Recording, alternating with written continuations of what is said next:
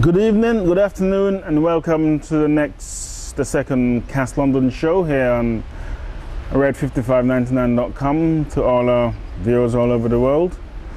I've got with me a very interesting guest today, one of the veterans of the London entertainment scene who've been around now for 30 going 40 years behind the scenes in London, and it's the great D-Row, also known as Dennis Row, from the Saxon movement, Saxon Sound here in London. I'm Cast London, and this is my guest, D-Row. D-Row, how are you doing? Well, I'm good, still black, born black, gonna die black, so in between I've got to just live black. And black is where it's at, as they say. Yeah. That's where it's at. Now, D-Row, you've been in the scene a long time now, and you've seen many things go. The last major thing we had in our sound system scene, because you're a song man coming out of the sound system scene. Stop. I'm a black man that has an understanding of things what black people want to do. Thanks for correcting me. So I do things what black people are interested in. Okay. You know, like I done music because all my family was into music anyway, but I done it with more of an intention to do something positive. And yeah, I probably didn't think I was going to get as big as I did get. But in anything what you're doing, if you're real about what you're doing, it's going to work, isn't it? But Saxon itself as a movement, I mean, I know the song goes back to the early 70s, and Saxon as a movement has been around now making statements for a good 30 years, serious statements. Now today, Saxon's been about today 36 years today, yeah? Okay. Yeah. 36 years today. Now, when you were putting the song together, we're going to talk about, me personally, as you know, I come from Saxon Sound yourself, yeah? And you know that I've been associated with Saxon over there as a builder. You know yourself, as a songman, one of the most important things about the sound is the quality of the equipment that the sound takes with them. So that your builder to you is very, very important. Yeah, I would say your relationship with your builder is very important. I would say that if it wasn't Saxon we was talking about. Because we're talking about Saxon, I won't agree with what you just said. Okay, all right. Because I didn't make it with a good sound. I didn't have a good sound, like, you know, like sounds what I could name, sounds what had the sound system what I needed. You had the equipment. But I didn't have I had all the equipment but never had the sound. Okay. I just could never figure out how to get the sound like that. And I had more equipment than everyone. And all that kind of stuff. I had more equipment than everyone because we bought nearly every sound what packed up. From Lord Coos, go down to whoever you want to talk about. You know what I mean? Every sound what packed up, we bought their equipment. Great Lord Coos. So we was buying Mitch Max equipment, so we was never getting it right, should I say. But what I did have over everybody else, I had a good mic section and a good top end, but I wasn't heavy, but you could always hear me. Why do you mean your mic was crisp, or are you talking about the DJs themselves? No, the mic section, my mic stage was proper. Like, no matter what I said, if you, or any one of the artists what was on the mic, no matter what they said, you could be standing anywhere, even far away, you could hear them because my mic stage was up to the time. The mic was crystal clear. And then, let's not get it wrong, because I had the music as well. But at that time, my microphone got me through the door, because man would have better sound systems than me, but they didn't have better. He didn't have a better team than him. I had a team in it. Like, I built a team around my sound. I used to play the sound, but like playing the sound after a little time, it's not really the thing, is it?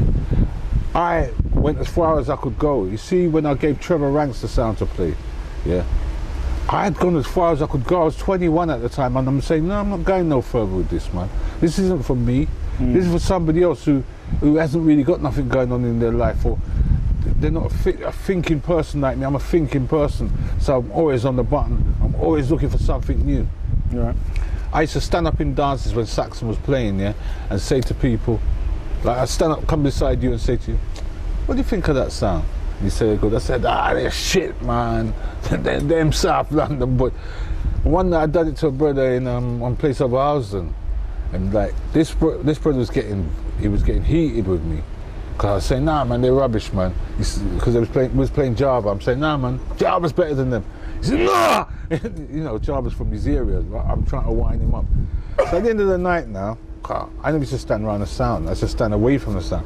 So at the end of the night, one of the mandems called my name. And he said, ah! Because, you know, me and been arguing right through the night. I just want to hear what people are thinking, innit, of the sound. I don't know. I can't just imagine that people do really love this sound or rate this sound, or however we want to use the word. I just didn't know this, yeah, so I need to find this out. I'm at my young stages, my third time around as well. This is not my first time, this is my third time around. Because what some people need to understand, yeah, Saxon Sound came out in 1976, yeah, and I'm telling you this now, we built up, there was a sound before called Imperial Rockers, yeah, and then we changed the name to Saxon. Imperial Rockers? Yeah. When we changed the name to Saxon, we was out for 6 weeks, and them times, you know, we weren't getting venues, halls and places like that to play in like we could get in the 80s. Because in 1976, you're talking about the big sounds then, at least those of us that used to follow sound, you're talking about Fat Man, Shaka. What happened? I slip boxes for Shaka. I don't know about no other sound. So when you want to talk to me about other sounds, I don't know nothing about them. I've been to a few Fat Man dances, a few. I've been to a few Coxswain dances, a few. I haven't been to a lot of Coxswain dances, and I haven't been to a lot of Fat Man dances, so I can't really talk for them, man. But I could talk for Shaka, because I used to lift his boxes up the stairs and down the stairs or wherever. I used to lift his boxes, and I know for a fact that the strongest sound ever in this country, is being Shaka. So and here why Shaka's the strongest sound in this country, because he's a one-man band. So he's never going to have no one to disturb his vibe. He's going to get his vibe and he's going to keep his vibe moving. And if people don't like him or they think he's whatever, that's your business, because he's doing his thing. And the same people that don't like him might not like me, or they might like my sound but don't like his sound. That's cool. Let's not get it wrong. But I'll make broad statements in it, and I'll make some wild statements what will piss people off, because I'm going to be honest in it. Like the biggest sounds in the sound world, yeah, and I should say in the world as well, because they're unique, yeah, is Shaka. Is a unique sound, isn't it? There's nobody else. If you play certain tunes, people say that's Shaka tune. A Shaka tune. Yeah, Shaka would play that tune. I never sit in a room and hear them talk about any other sound the way I hear people talk about Shaka. I hear them talk about sounds, but they're passing. Like most of the, like Fat Man, I can't say if he's good or if he's bad because I never followed him. But what I do know, he was around long before me. Fat Man was around long before me, and this is what I keep telling my party, Mustard. Stop playing with these brothers, because none of them's on your level, and you're not on their level. They was around before you.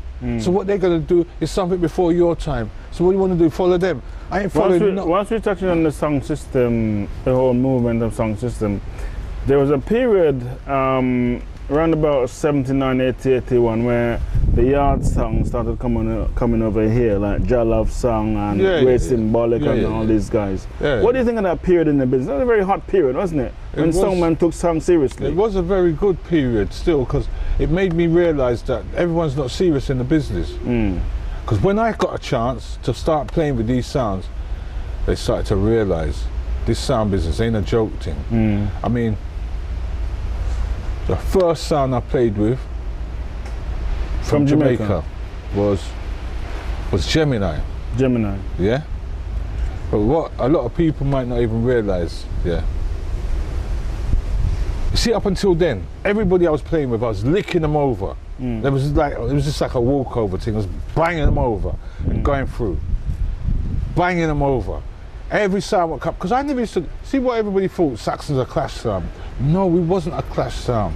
What it was, we was a team, yeah, what everybody thought that's what we was about, or that's what they wanted to do. They wanted to build their name, so they would try and hit out against us on the night, which, fair do. If two sounds string up somewhere, it's a clash, because you don't want me to play better than you, right? But what they didn't realise, we didn't come to the dance with that intention. But Saxon, Unless it's printed on the fly that it's a clash. We didn't come there with that intention. But these guys would sit down in their bedrooms or wherever, or in their cellar or wherever, and plan for us. But we would come to the dance. We never used to rehearse. We never used to meet up until the van was moving. And we would meet up on the minibus driving to the dance, or in the back of whoever's driving a car. That's how a man meet up. No man knows what a man's written, because every man's written their lyrics at their house. So it's not like I could write a lyrics and you would know. You hear it in the dance like everybody else.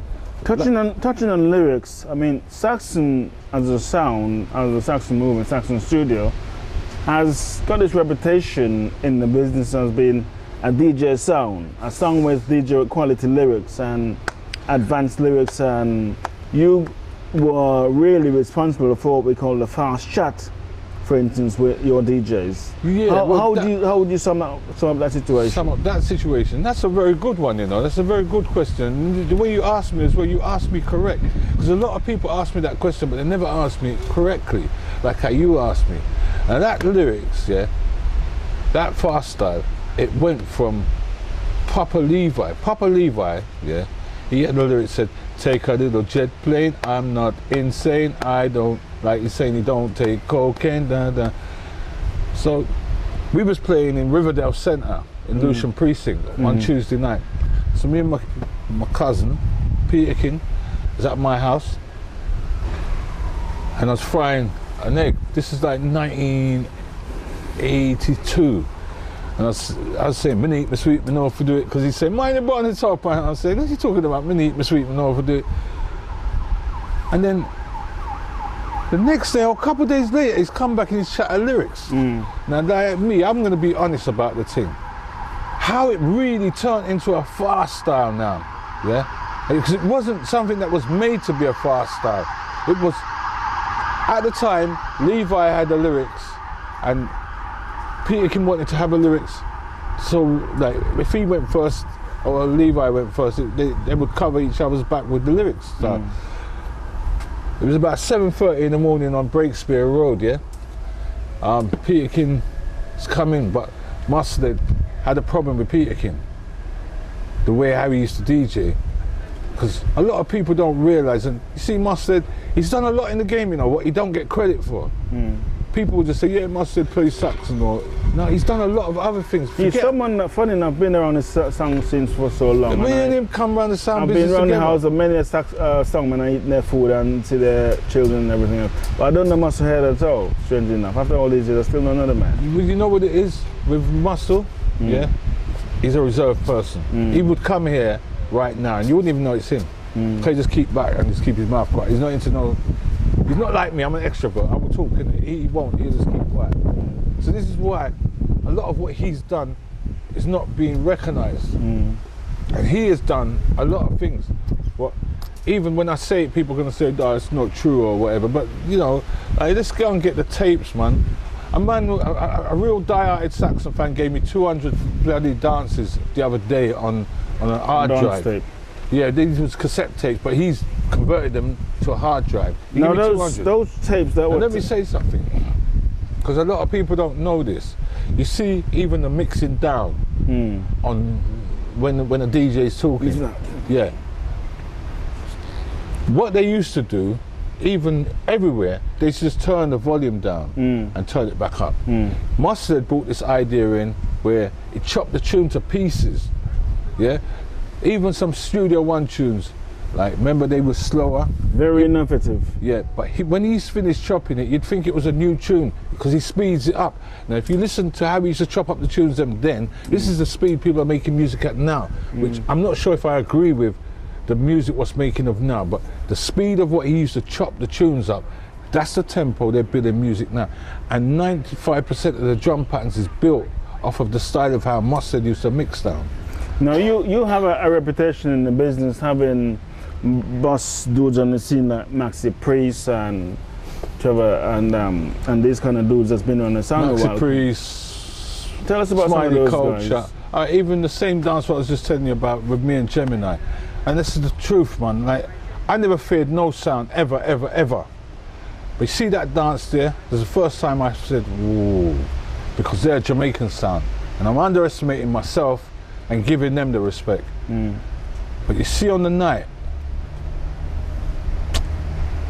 in fact, the brother, he sells what you call it on Deptford High Street. Used to call him Danny Dread. He sells incense on Deptford High Street, yeah? I've walked into Q Club, what you call People's Club. I've seen a flyer, Saxon, Gemini versus Saxon. I'm saying, who printed this flyer? Whose dance is this? Everyone's saying he's not here yet, I'm sure him come, I've got to show him when him come. So when he's come, a man showed me him. So I'm saying, hey, what are you doing? What are you doing? Because Chewy's a big man for me. I don't want him to feel like I'm some little boy. So what are you doing, man? You can't print my name on a flyer. When did you book my son? Oh, this are the biggest dance you ever got playing. I said, listen, you can't tell me what's going to be my biggest dance here. What you need to tell me is, who told you to print this flyer? And furthermore, I'm not coming to your dance unless you give me a deposit.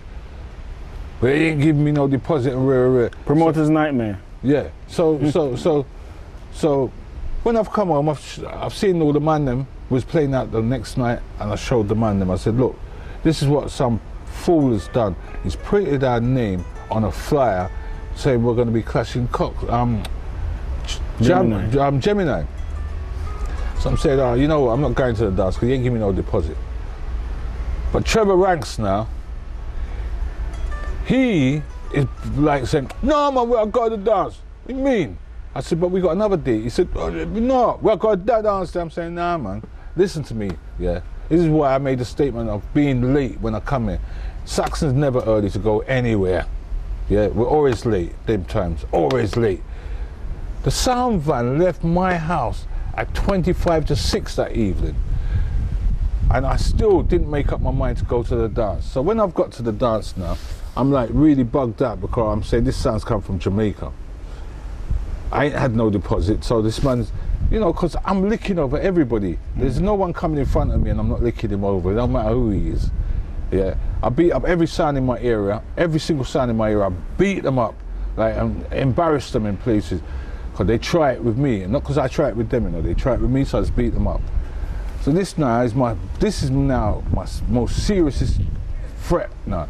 And I'm not gonna lie, I personally was frightened to go to that dance. Let me tell you that now, I was frightened to go to that dance. I'm not gonna lie to nobody and say, well, I've never been frightened. That's the only dance I've ever been frightened to go to. When I got to that dance here, I went in, made sure the sound was playing all right, and I sat outside in the van. And that's how that song, hello darling, hello good looking, you know that song? Tipperary, right. That's how that song got made. But I was sitting in the van and the girls, you know, like, remember, like, I've got this pressure on my head.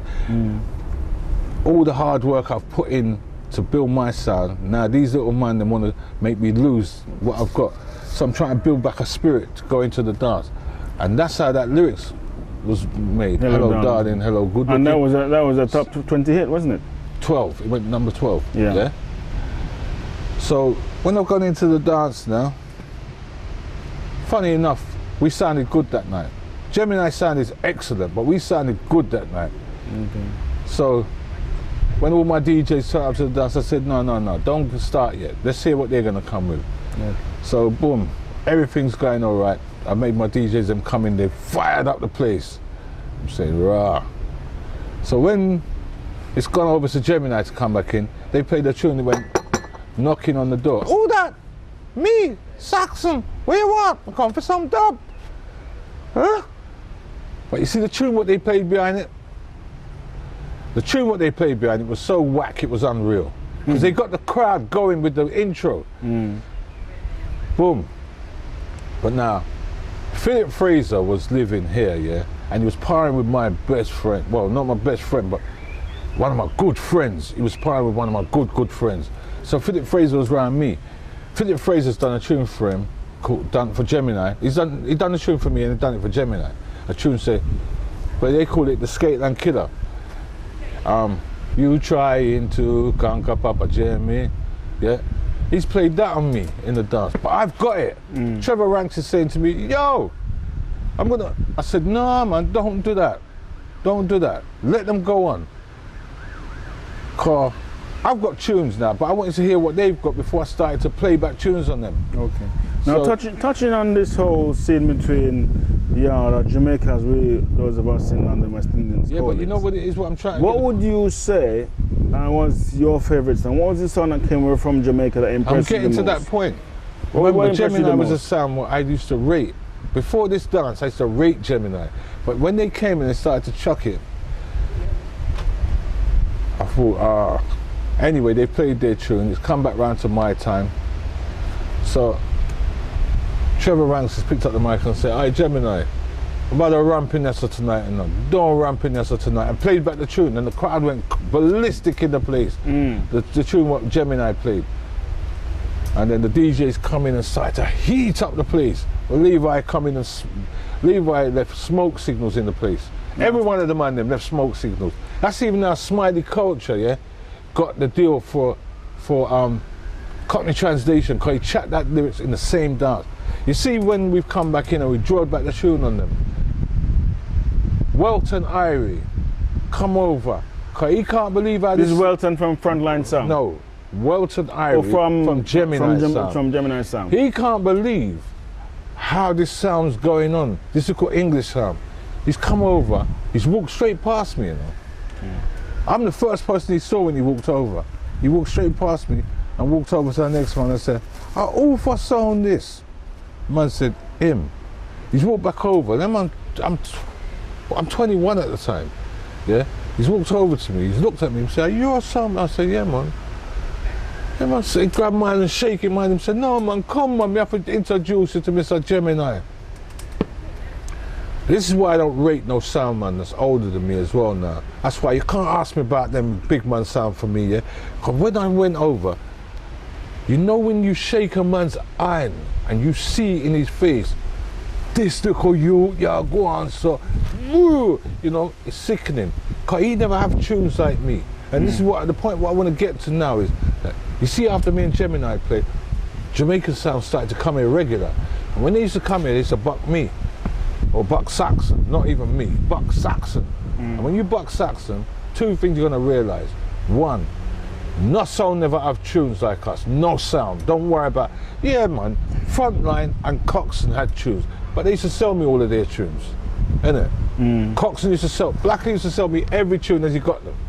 He used to get the tunes from Natty, and I used to get tunes from Natty, but Natty was the main man who everyone was getting tunes from. So there wasn't no tunes around what I weren't getting. Well, I bought many tunes from Natty myself. You bought many off of Natty yourself. And I was getting tunes from other people apart from Natty. I was getting tunes from, you know, various other producers. But so this is when man's talking to me about Cox, and I think, like, why do you keep bringing up Coxon's name to me? They come out in the 60s, I came in the 70s. Let's talk about selectors now. Because every song, the man that really, the heartbeat of the song, the dance himself, is a selector. Well, I think you the best mentioned two selector- selectors just now, Natty I mentioned the and best Black and selector